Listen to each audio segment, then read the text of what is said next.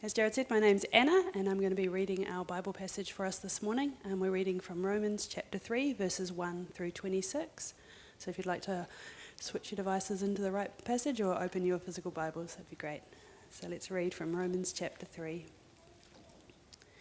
What advantage then is there in being a Jew, or what value is there in circumcision? Much in every way. First of all, the Jews have been entrusted with the very words of God. What if some were unfaithful? Will their unfaithfulness nullify God's faithfulness? Not at all. Let God be true and every human being a liar.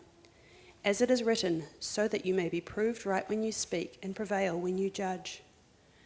But if our unrighteousness brings out God's righteousness more clearly, what shall we say? That God is unjust in bringing his wrath on us? I am using a human argument. Certainly not. If that was so, how could God judge the world? Someone might argue, if my falsehood enhances God's truthfulness and so increases his glory, why am I still condemned as a sinner?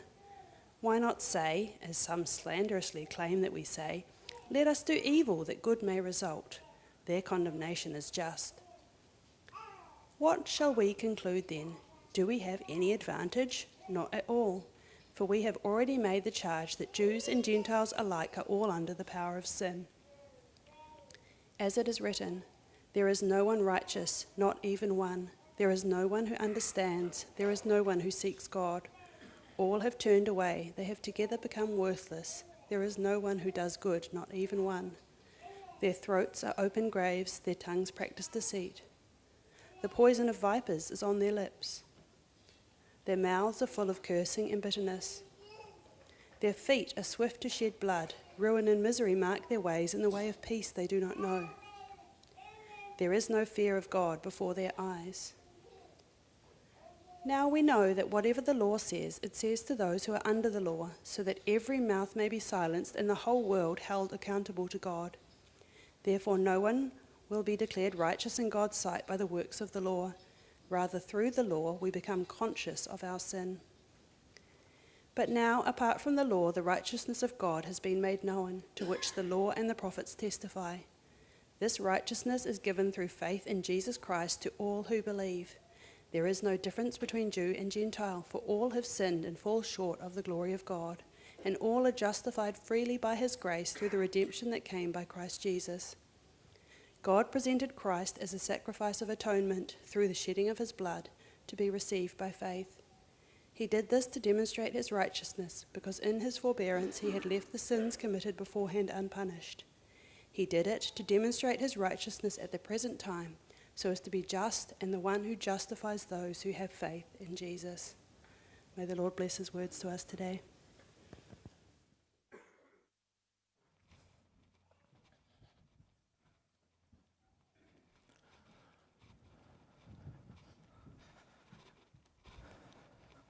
Well, thanks, Anna. Morning, everyone. I'm Carl. It's great to be with you today as we journey through Romans. If you've been here the last few weeks, you might remember this road sign popping up. It's been a bit of a bumpy ride, a bit of an uncomfortable journey on our way to a wonderful destination of righteousness through Jesus. So this week we're focusing on the third part of the sign, no one is righteous. And you'll notice we sort of dipped into next week's passage a little bit. I'll try and stay in my lane and not steal Mike's thunder. But we want to finish today with a taste of what's to come. My first thought was maybe Mike and I could do like a good cop, bad cop sort of thing, where I come in hard and you're in big trouble, and then Mike comes along and offers us a sweet deal next week. But that wouldn't really work because there is not conflict between what we are hearing this week and what we are hearing next week. It is one message, one unified gospel message. There's no conflict between judgment and salvation in the Bible. We are saved from judgment. And so as we grapple with this tough message, the message that no one is righteous, it's good to know where we're heading so that we don't lose hope. But actually, I hope you lose hope today. Lose hope. That sounds a bit rude. But what I mean is lose hope in your own righteousness. Lose hope in your ability to meet God's standards. and stop trusting in yourself so that you might look to him and trust in him and be saved. There's three big questions in our passage that we're thinking about today. Is God righteous? Are we righteous? And how do we respond? I'm tempted just to say, yes, no, faith, give us all an early mark. Maybe you're hoping that... No. You want to hear the whole thing. But I suspect, for all of us, these are answers we might know in our heads, but struggle with in our hearts, and struggle with as we live in a messy world. And so let's keep the passage open and look to God's word. Question 1, is God righteous? The word righteousness generally means being in line with a standard. So the Old Testament law, it talks about righteous balances and righteous weights. They are made in line with the proper standard for buying and selling. God, as the creator of the universe, he's in line with his perfect standard. He acts in line with his character. And a part of that means he judges in line with his character. He judges by a perfect standard, and so he's just. In fact, whatever he does is the standard. God is the standard. And so by definition, God is righteousness. But he's not just righteous by a technicality. His righteousness is demonstrated to us. Let's read from Romans 3, verse 1. What advantage, then, is there in being a Jew? Or what value is there in circumcision? Much in every way. First of all, the Jews have been entrusted with the very words of God. God's word demonstrates his righteousness. Obviously, the whole Bible, but Paul here is referring to the Old Testament that the Jews received from God and wrote down in his sovereignty. All of it demonstrates his perfection and his perfect standards, his glorious creation, his hatred of evil, his promise all the way back in Genesis 3 to one day triumph over the serpent and reverse the curse of sin. There are so many wonderful promises throughout the Bible that we don't have time to explore. The laws God gives to Israel to tell them how to act justly and mercifully and be holy, they demonstrate his righteousness too.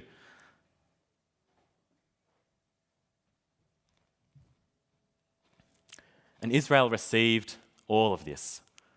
What a privilege. But how do they respond? We heard last week about their hypocrisy, about their wearing a mask, of saying one thing and doing another.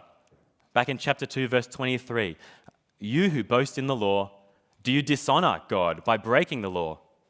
As it is written, God's name is blasphemed or dishonored among the Gentiles because of you. The contrast could not be more stark. Have a look at these words in orange. Israel are unfaithful, unrighteous. They speak falsehood. And yet, the words in green, God's faithfulness is not nullified. He is proved right. God's righteousness is brought out, it's demonstrated. His truthfulness is enhanced. His glory is increased. God's righteousness is demonstrated all the time, even when his people are unrighteous. Now, Paul's no fool. He knows that the Israelites he's writing to are going to feel pretty hurt by this absolute blasting. He's like a footy coach at half time when his team's losing. He's expecting a few objections, and he doesn't think they're valid, but he wants to be clear. He wants to have a little pretend debate between him and the Jews. He was doing a bit of this in Romans 2 as well. So keep in mind that Paul is a Jew, and that he's thankful to be a Jew. Here's his sort of pretend conversation. Now I know what you're thinking. You're thinking, is God really righteous? Of course he is. Well, was the calling of the Jews, was it just a big setup if it doesn't give them any benefit? Of course there's a benefit. They have received the words of God. Well, if the Jews were unfaithful, doesn't that cancel God's faithfulness? Of course not. God does not lie. Well, if our unrighteousness makes God look good, isn't it unfair to be judged? Well, no, Paul says, if this were true, then how could God judge the world? Well, what about if if this increases God's glory, why would I still be condemned? And Paul's thinking, come on, guys. That's like saying do evil so good will come from it. That's so stupid. We can see that God's righteousness affects all the things he does. Part of that is that he judges according to his perfect standard. And Paul knows that some people will not like being on the receiving end of that. I can't think of anyone who wants to be on the receiving end of God's judgment, which Romans 1 talks about as God's wrath being revealed. We need to keep reminding ourselves that God's desire to destroy evil is not separate from his love. It's not separate from his righteousness or his justice. God is all of those things at one time. Here are a couple of helpful definitions of wrath that I've read recently. Michael Pink writes, God's wrath is his eternal detestation of all unrighteousness. God hates evil. He eternally hates evil. He's not ambivalent towards it, apathetic, and that is a good thing. We agree it's good when we're not applying it to ourselves. Josh McNeil, he writes, divine wrath is simply what happens when holy love goes toe-to-toe with evil and refuses to slink back into apathy. God's holy love will continue to work against evil, and a part of that is his perfect judgment. I think we all long for justice. Has anyone seen a video like this on YouTube before? Anyone want to pick what's going to happen? Any ideas? So the guy's in the keep clear zone. Any takers? Someone's coming out of that driveway there. Oh, yeah. So he was obviously blocking the police station, basically. There's hours and hours of this footage called instant karma, and people love it. Do you love to see it? Why are videos like this so popular? I think it's because deep down we long for justice. You know, instant karma, right? People who are driving selfishly or dangerously, and there's some pretty horrible driving that you can see. And those people are getting what they deserve. Someone overtakes on the wrong side of the road, and then a cop just comes right out and gets them straight away. Our desire for justice runs deep. And that plays out in our books and TV shows as well. The bad guy's behind bars. The hero survives and falls in love and wins the big game as well. Sometimes our desire for justice is satisfied, like here. But sometimes it's not satisfied. When I look at the news and I see the war in Ukraine and see suffering and see people in power abusing the vulnerable, it makes me angry. I'm angry because I want things put right. I long for justice, but I can't yet see it. I want to say, where's the justice? What's God doing about this? It feels like God and I don't have the same standards of justice. I wonder if you felt the same. Why do we feel this frustration? Well, I think because God's justice is different to ours. Firstly, his timing is different to ours. He is compassionate and slow to anger. In his patience, we read in Romans 3 that in his patience he left sins unpunished. But he also promises in Romans 2 the day when his righteous judgment will be revealed. We also feel this frustration because God is a righteous judge and we are not. We are made by God in his image, and so like him we long for justice. But God's standard is perfection, and we don't judge in perfection or act in perfection. For example, how would you feel if this was you on the screen who had just been blocking that keep clear sign a little bit? You know, I'd feel like the unluckiest driver on the road. I didn't know a police car would come out. I can't let all those other people through. I've got to get to church on time. You know how many drivers I see who are worse than me? I don't see them getting pulled over. We don't often respond well, do we, when we are in the wrong? We're not always quick to apologize. We overreact, and we do things out of character. God is not like us. God always acts according to his character. Even when he judges evil, he's always acting at the same time in perfect love. God's wrath and judgment, even those, they reveal his righteousness. So what about us? Are we righteous? As we've compared God and humanity, I think there might have been a few spoilers. But before we jump into verse 9, I just want to remind us that if we trust in Jesus, we are justified. We are declared righteous. But that doesn't make us superior. And don't we all need reminding over and over that the things we do can never save us? Paul asks pretty much the same question again in verse 9. What advantage do the Jews have? Verse 1 says, they're richly blessed. But still they didn't obey the law. They were not righteous. And so in verse 9, when it comes to being saved, what advantage do they have?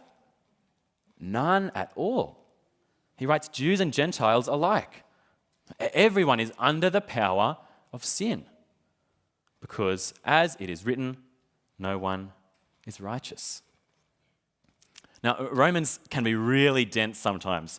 Paul likes to say, 10 different things in one sentence, and you have to sort of reread it. I have to reread it a lot of times for it to make sense. But here, it's like he's saying one thing for 10 sentences, over and over, kind of in different words. No one is righteous. He really wants to hammer this home. No one is in line with God's standard. Why is Paul being so brutal? It's in love. Paul doesn't want the Jews to keep trusting in the works of the law, in the things that they do. We saw back in chapter 2 that there are Jews who boast in the law, who are convinced that they're a guide for the blind, a light for those in the dark. And so Paul, here in verse 9 and verse 10, he points to a whole lot of Old Testament passages the Jews would know and trust. And he says, it's right here in God's words to you. Can't you see the danger that you're in? Later in Romans 9, Paul talks about his great sorrow and his unceasing anguish for his fellow Israelites, his brothers and sisters. He knows that they are dead in sin, and he's trying to shake them, saying, wake up, wake up.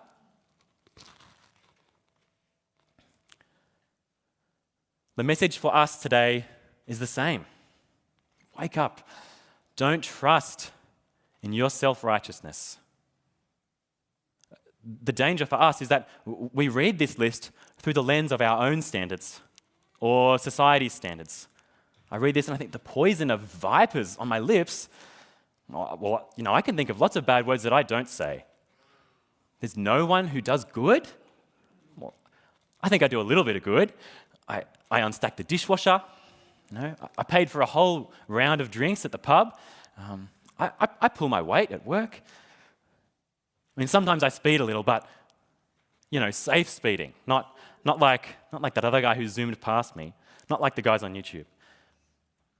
The kind of things that most of us do, they become society's standard, don't they, for being a decent person. I hope that if I asked your friends what you're like, they'd probably say, oh, what a great guy. She's lovely. There's two big problems with this approach. Firstly, your friends don't know the whole story, do they? The people around us. I would hate for everyone to know my innermost thoughts, the selfish and judgmental things that I try to keep in my brain. And I would hate for people to know those things I've done when no one was watching. that tendency to hide what I'm really like, it tells me something. It tells me that sometimes I'm not even in line with my own standards or in line with the standards of those around me. I suspect you might be a little like me. Failing to meet our own standards is not the problem. It's just the warning sign. It's the red flashing light on the printer that you can't seem to fix. Because this passage is clear that God is the one who will judge through his Son. And his warning is clear: there is no one righteous. We don't seek God because we've turned away. Like we heard a couple of weeks ago, our hearts have curved inward toward ourselves. And that shows itself in our unrighteous speech, verses 13 and 14, deceit and cursing and bitterness. It shows itself in our actions, in verses 15 to 17. Not peace, but violence, bloodshed and ruin and misery. It's easy enough, I think, to admit that we're not perfect.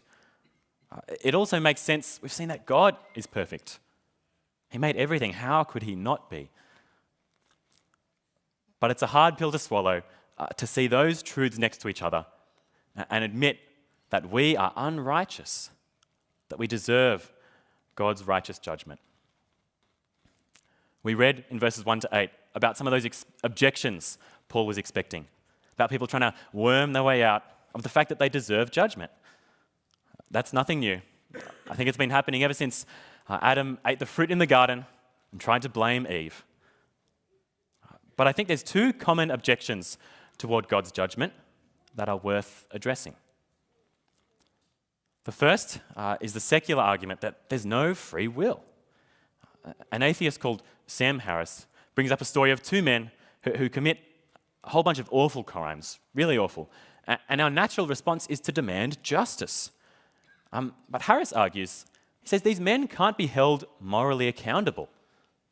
Their actions are the result of their environments, their past experiences, their neurological states. It's chemical reactions in the brain. We can see elements of truth in this. We know that, hurt people hurt people. The evidence on how childhood trauma affects behaviour is undeniable. It's really sad. And the Bible is remarkable in acknowledging this messy web of living in broken relationships. If you read Genesis, you'll see messy families where sinful parents raise sinful children who get sucked into recurring patterns of hurting one another. But the issue with saying that therefore God can't make a moral judgment is that you're saying God can't make any moral judgments. Even the good ones, we can't make any moral judgments. It's not just to say that evil isn't real, it's that without free will, there's also no act which is courageous or loving or selfless. I don't think that sits right with any of us. Because we rejoice in recognizing and celebrating things that are good. And so does God. Judgment of good and evil is a package deal. What's the alternative? No moral standards? Or maybe there's some moral standard not created by God? That we as God's creation, we could create a moral standard better than our Creator? It's humbling, isn't it? But it's inescapable, and it's necessary that God's judgment is always righteous. It must be righteous. But it's also freeing. It's freeing because as we realize our personal accountability before a just God, that we actually have an opportunity to deal with the root issue and break the cycle. That discussion about free will comes from a great book that we have in the TAC library called Confronting Christianity, 12 Hard Questions for the World's Largest Religion.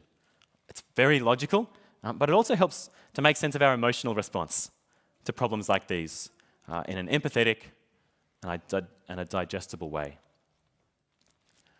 The second objection is similarly a question of free will, but from a theological perspective. If God is sovereign, then he made me sinful. Then he's responsible for the sin that I commit, and I have no choice.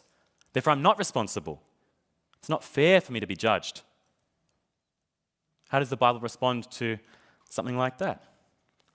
Well, this passage and the whole Bible, it doesn't deny God's sovereignty, it proclaims it. God is all-powerful, all-knowing. It's the same with human responsibility. The Bible, it doesn't deny it, it proclaims it. And so it's good and right for us to be held responsible for our actions. The tension is how to hold both these things to be true at the same time. A lot of people try to explain exactly how they fit together, and in doing so, they end up compromising on one truth or the other. It's difficult and humbling to say that in some ways this is a mystery. There's lots more written on this topic, lots of it really helpful. But as we keep reading and thinking and learning, we need to keep those two things central. God is sovereign. We are responsible. The Bible is clear about these things so that, we read in verse 19, so that every mouth may be silenced and the whole world held accountable to God. Therefore, no one will be declared righteous in God's sight by the works of the law. Rather, through the law, we become conscious of our sin. I think by now we are conscious of our sin, that we are not righteous. And so how do we respond? Well, there was a little bit of a hidden response all the way back in verse 4. So that you may be proved right when you speak and prevail when you judge. This is part of David's response to God when confronted with his sin. That's a quote from a Psalm of David. And David's response gives us a glimpse into God's eternal plan of salvation and his unchanging character. I think it's pretty cool.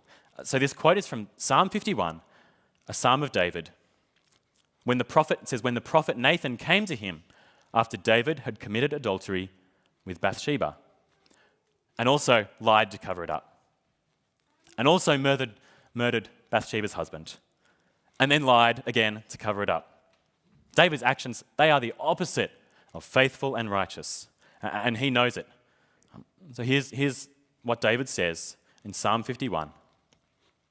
For I know my transgressions, and my sin is always before me. Against you, you only, have I sinned and done what is evil in your sight. So you are right in your verdict and justified when you judge. How does David respond? He acknowledges that he has sinned against God. David did evil things to a whole lot of people, especially Bathsheba and her husband. But his sin was not only against them. It was a grievous failure of God's moral standard. And so he writes, against you have I sinned. He also acknowledges that God's judgment, even God's judgment against him, is righteous. It's heavy, isn't it? But this is not the whole story. Let's add the start of the psalm as well. So verses 1 to 5. Have mercy on me, O God, according to your unfailing love. According to your great compassion, blot out my transgressions. Wash away all my iniquity and cleanse me from my sin. David knows that God is righteous, but he also knows that God is merciful, that his love never ceases. He knows both those things are true at the same time. How does God respond to David?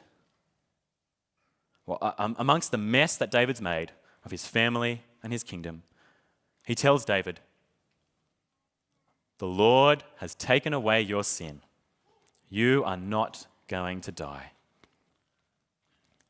David deserves death, but he cries out for mercy, and the Lord takes away his sin. How is this possible? We've just been reading all about this righteous God with righteous judgment. How can God be full of righteousness and mercy at the same time? Because David was justified apart from the law. Romans 3:21. But now, apart from the law, the righteousness of God has been made known, to which the law and the prophets, and that includes the story of David, testify. It was always God's plan to provide a perfect, eternal sacrifice for sin. But now in Jesus, we see it. It's been made known to us by presenting Christ as a sacrifice of atonement. In verse 26, God is both just and the one who justifies. He is at the same time righteous judge and the merciful God who declares us righteous, who gives his righteousness to all who believe in Jesus Christ. So how should we respond? Well, by believing in Jesus Christ, by trusting in his death to pay for what you deserve, by trusting in his righteousness and therefore not trusting in your own. We're drifting a bit into next week's territory. Might feel like I've been talking all week. But as we look back at the ground we've covered, can you see why earlier this passage was hammering home our total unrighteousness, our falling short of God's standard? It's because God is pleading with you not to stand before his judgment on the basis of your own righteousness, because you'll be condemned. He's pleading with you to put your trust in Jesus' righteousness. If you're hearing this and thinking, great, I've done this already. I know I'm saved. It's fantastic, but it's worth reflecting on the ongoing positive implications of recognizing our brokenness. Francis Spufford talks about this in his book, Unapologetic. He says one of the reasons Christianity resonates so deeply is because it speaks to the raw and honest truth of the human condition, especially our inherent flaws and failings. Romans 3, with that stark declaration, no one is righteous. It echoes this truth. It strips away the pretense of human perfection and moral superiority. Instead of making us despair, recognizing our brokenness is actually profoundly liberating. It frees us from that exhausting and never-ending pursuit of self-justification and the burden of pretending to be what we are not. By acknowledging our shared imperfection, we're brought to a place where grace can be received and where authentic relationships with God and with one another can flourish. Spufford would argue that this brutal honesty about human nature is what makes Christianity emotionally compelling. It offers a realistic and compassionate and hopeful response to the human propensity to stuff things up that we all experience. So much of following Jesus is coming to him in our brokenness, in our childlike need over and over, but with full confidence in his power and his grace to forgive us and transform us and provide what we need. And for all of us, whether you're still checking out Jesus or you've followed him for 50 years, God in his great love and his great righteousness, he's calling you to recognize your sin, recognize the judgment that it deserves. And he's calling you to come to him and be forgiven as you receive his righteousness and that great exchange where Jesus took our place. He's calling you to come and trust in his righteousness and his mercy. Let's pray. Father, thank you that you are a good God who loves justice and will bring about your perfect justice.